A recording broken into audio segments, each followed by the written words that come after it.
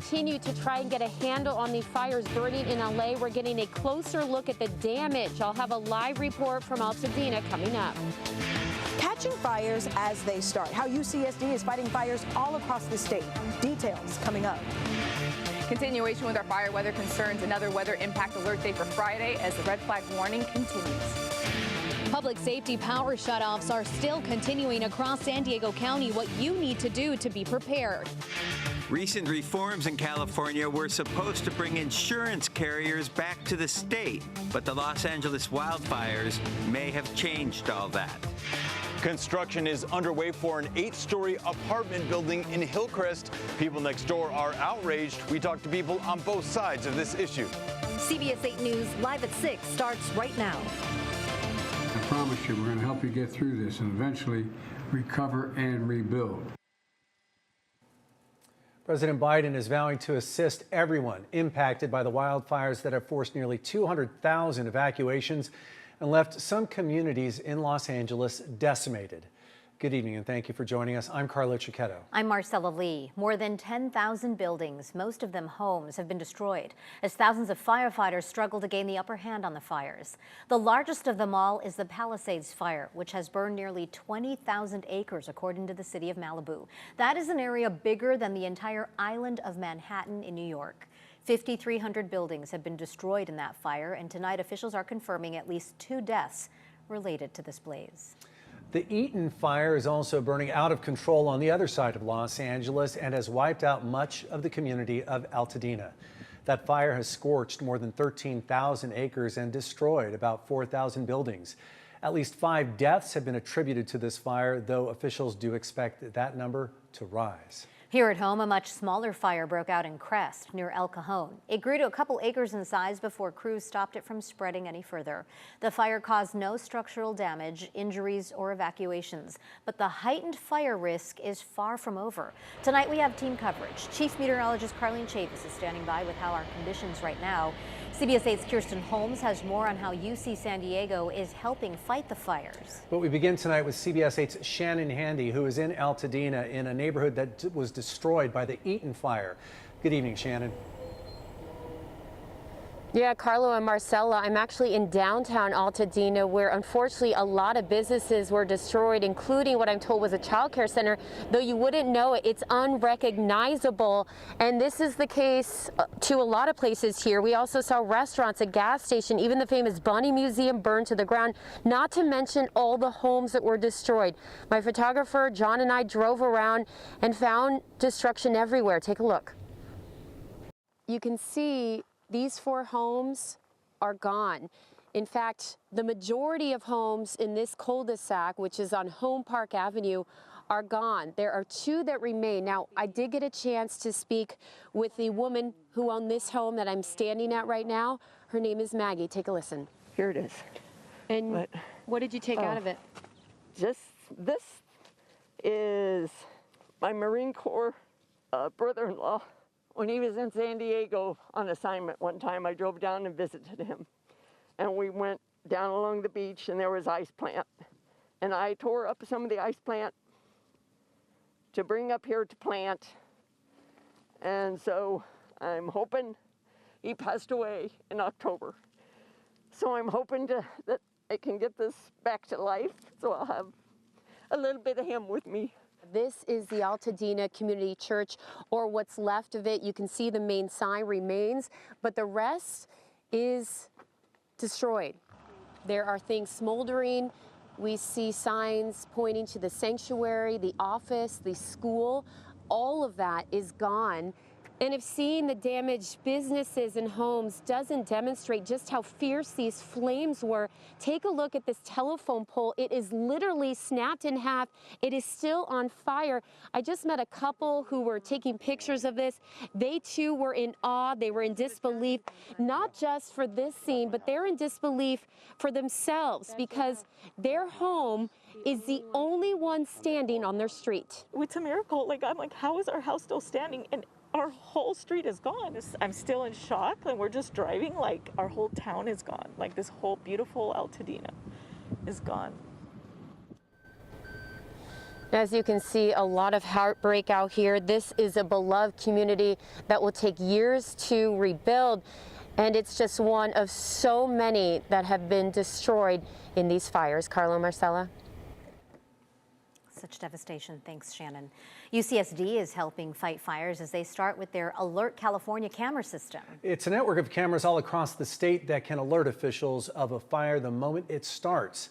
As CBS 8's Kirsten Holmes found out, time is of the essence in these dangerous conditions. She joins us now live with those details. Kirsten? Yeah, I'm here at UC San Diego, where more than 20 years ago, they developed a wireless communication system to support education and research here in San Diego County. But that has now evolved into Alert California. It's a public safety program that firefighters can use to fight fires as they start. Every fire starts small. We want to be there when they're small. That's Neil Driscoll. He's one of the 30-plus team members from UC San Diego who developed the equipment for Alert California more than 20 years ago. Listen as Neil describes one unit whose components are typically off-the-shelf equipment to CBS 8's John Stiles in an Earth 8 report. Our engineers have built these boxes, and basically what this box is, it's weatherproof. Okay. It sits out in the field, and we're able to monitor it and touch base with it. We can constantly interact with the box. It has grown over the years to a network of over 1,000 cameras. Dr. Tom Corringham with UCSD says what started as a communications network for San Diego County has expanded to help fight fires all across the state with the use of cameras, allowing firefighters and users at home to monitor and report wildfires as they start. This is important because fires spread so rapidly initially. This network of cameras you see on your screen can pan, tilt, zoom, and perform high-definition 360-degree sweeps of the terrain every 2 minutes.